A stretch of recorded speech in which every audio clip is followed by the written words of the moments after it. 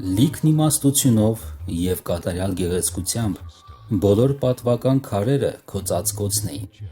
Դու մի օծված քերովբե էիր ծածկող, և ես քեզ շինեցի,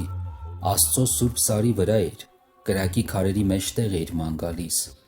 Դու կատարյալ էիր քո ճանապարհներում,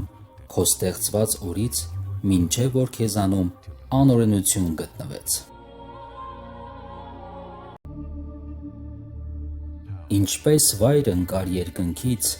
ով առավոտը ծագող արուսյակ, կտրվեցիր գետինն ընկար, ով ազգեր նկուն անողդ, բայց ինքդ ասել էիր քո սրտում,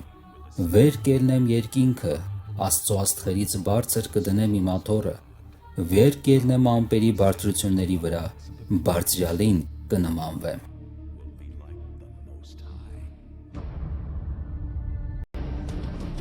Վայ նրանց, որ խորհուրդը խոր տեղերում ծածկում են Տերից,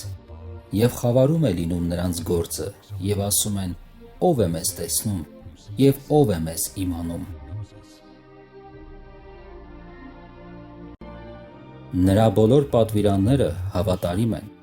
հաստատված են հավիտյանս հավիտենից և շինված են ճշմարտությունով և ուղղությունով։